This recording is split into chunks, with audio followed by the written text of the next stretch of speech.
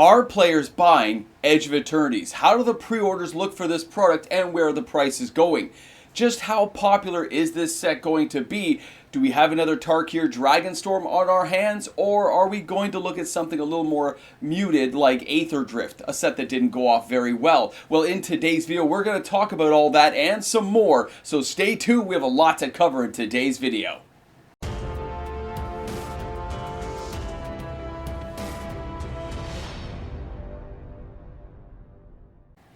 Just how well can a set like Edge of Eternities do with players still so interested in Final Fantasy?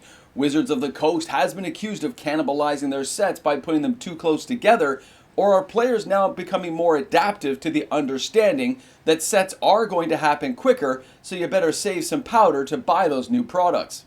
Welcome back, everyone. mtgnews here, and thank you again for hanging out with me today for another video. Now, what I mean by that is, well, they've had lots of sets so cramped together now for the last couple of years, and the sales seem to be gaining strength that either Wizards of the Coast has put some real banger sets out for players to buy, or players have come to the understanding that they're going to stay within their budgets and start kind of doling out their income level to buy the products they want at the appropriate time. Either way, it looks like the sales are going to stay strong.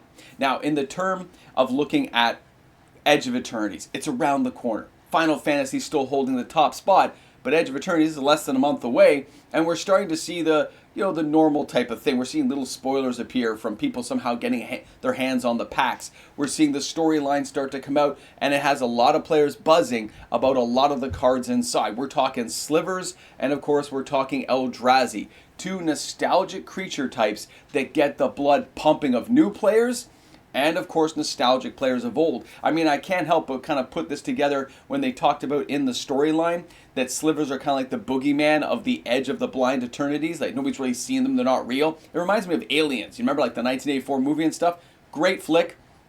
And I look at this and say it's something along that line, and I think it fits. I think it's really good. And imagine a civilization like that that doesn't know really about the rest of the multiverse because they're tied up in their own problems. I like where we're going with this. It looks good. And the thing is, I'm not the only player thinking so. There's a lot of other people who are diving in on this, digging it, and they want to get their hands on it. But this is where the problems are going to start to appear for a lot of players out there. When we look at the sealed box prices, and I covered this a bit last week, and I have to cover it again because things are starting to change. Prices are starting to shift, and as more players try to buy this stuff, well, there's going to be not enough to go around. It looks like Wizards of the Coast has treated this one kind of like a regular set based on the previous numbers they've seen, and I know I get accused of this, and so do a lot of other YouTube content creators. We're building up that FOMO by letting people know what's going on, but really we're just trying to educate everyone into saying, you guys want these boxes. If you think they're going to be sitting on a shelf for weeks on end so you can buy some packs, that's likely not going to happen. And what I mean by that is, well, hold on. Let's just take a look at the prices and you'll see exactly what I mean. So the first box we are talking about is Edge of Eternities collector boxes, because the price I'm showing you on the screen is from Toronto, Ontario, Canada, $429.95. But 4 days ago, this box was $419.95. That's $10 more over the course of a weekend because of the spoilers. 38 days before that, when they first put their pre-orders up for sale, it was $399.95. Look how much this thing has jumped up just by seeing spoilers and market buzz about these collector boxes and about the set as a whole. Now, that being said, the good news is with the Play Booster boxes. The prices have stayed very much the same. They haven't switched since things like Aether Drift or Duskmourn. We have within a $5 to $10 price range. They've stayed the same. Now, that being said, though, we understand that what we've seen with Tarkir Dragonstorm and what's happened with Final Fantasy is these boxes are selling out.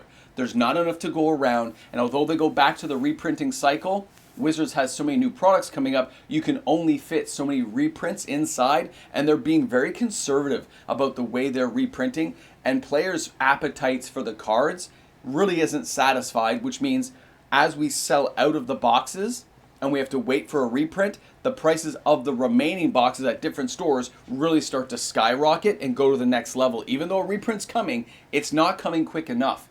This can also affect the secondary market of the singles cards, and it looks like there's going to be a lot of playable singles inside Edge of Eternities that will connect to the other sets later in the year and the years to come, because these are around so long in rotation now. Keep that in mind, but right now we are okay, and you should be able to find these as you're going along your store. If I went ahead though and looked on things like TCG Player or Amazon, these are getting pretty pricey even here. You can see $324.95. If we added the 35% that our Canadian to US dollar comes along, that puts these boxes actually ahead of the ones I just shared with you. It's insane to think how expensive some of these boxes are going to be, but let's face it, they are selling hundreds and hundreds of boxes, and it is happening every single day. That means we are likely going to run out. I don't care if it's a speculator, I don't care if it's a regular buyer who just wants to open some packs. It is happening.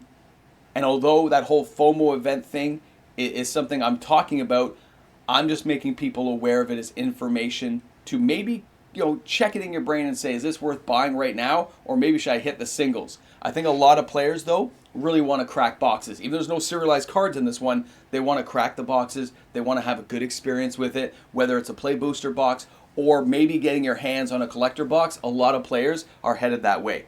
Now, of course, here's the other thing that a lot of people are talking about, and we need to as well. And that is the fact that you can see right here a sliver token. These spoilers are fueling that FOMO to the next level. When you see a sliver token appear, it tells you that slivers are in the set. It shows you that this is coming one way or the other, and there are so many amazing sliver cards out there that players just can't get enough of that kind of nostalgic cycle. And to me, it looks like an alien still. I love it. I love the idea that these are the boogeyman of the Blind Eternities area. I just like the idea of that. Now, that's not the only spoiler though, right? If you jumped over and looked at this one here, the Moonlight Meditation, this got a lot of people buzzing too. For that single blue and two other, it says enchant artifact or creature you control. Remember, artifact or creature. Now, the first time you create one or more tokens each turn, you may instead create that many tokens that are copies of the enchant permanent. Think about how many amazing artifacts you'd want to copy. And it doesn't just have to be, of course, inside of standard. Just think of this thing as I can do a lot of things for you, and it's amazing. Pair that off with slivers, pair this off with the Eldrazi cards you've seen, and you can actually understand why players are getting so excited. New players and old players alike are buying something that I just didn't think was going to be possible this year after we had Tarkir Dragonstorm. Wizards of the Coast has hit their stride. This is not Murders at Karlov Manor junk that nobody really cared about. This isn't detectives. This is not something like Outlaws of Thunder Junction, the cowboy set. Again, cool mechanics, the story didn't go very well, okay? This seems to have a more serious feel to it. The story matters, Wizards of the Coast, and that's what I think they are coming to realize, that if you give us a good story, something creepy and kind of edgy, it gets a lot of Magic players involved. It gets a lot of us looking at the sets a second time. You pair that in with great compatible creatures to future and past sets. You give us decent cards we can use in Standard, Modern, Pioneer, jumping into Commander for the long term. This gives players a reason to buy the sets. This hype, the thing I like about it is it's organic. If this was not a good set, there'd be a lot of players talking about it not being a good set. The fact even I was thinking, and I'm a kind of pessimistic player when it comes to a lot of these things based on the prices, but I can't fault the mechanics, I can't fault the story right now in terms of how the cards look. I haven't read the entire storyline for this one. I think I'm in episode 2 or whatever, but I'm looking at it saying, this is something to catch people's eye. Players are digging it, and that's why it's selling so well. And it's going to continue, and it's probably going to get worse before it gets better. You guys let me know, though. Where do you fall on sets like this? Is it catching your eye, and did you buy the product? I know I asked the other day, but please let me know in the comments section what prices you're seeing at your local store, and please tell us where you are so I know and kind of can put that geographically where we are in the world. I do get a lot of pricing from the US and Canada, some from the UK, a little bit even into Asia and Australia, but I'd love to know a little bit more about where you are getting your prices at and how you are deciding to purchase. Are you skipping this one? Are you buying singles or are you buying boxes? More importantly, are you going for a play booster, the bundle packs, or are you managing to get your hands on a collector box? I want to thank everyone for being here. this set really is shaping up to be something special, and I think a lot of players are paying attention to that. So thanks again for being here. Thanks for hanging out on my channel today, and I look forward to seeing you all tomorrow with another video. Hey guys, thanks again for being here at the end of the video. Thanks again to my patrons. If it wasn't for the patrons being here, this channel would not exist. So we always have to take a moment to thank those patrons for supporting my channel, for supporting the creative content that's made here each and every day for everyone on YouTube to enjoy. So thanks again to my patrons and YouTube membership members for making it happen. I'll see you guys all tomorrow, of course, with another video. Shop smart, shop smart. Welcome back to the Ramble Jamble. You've made it to the end of the video. Hold on, I've got to have some coffee. There you go. Coffee is down the gullet. I'm feeling pretty good.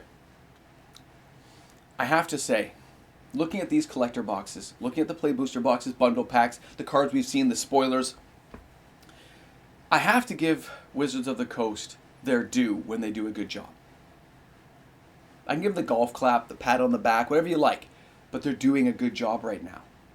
The prices are always going to bother the Moxman. That's the biggest thing I've always griped about for years on this channel. It's the one thing that gets me because I think they're pushing the limit way too quickly.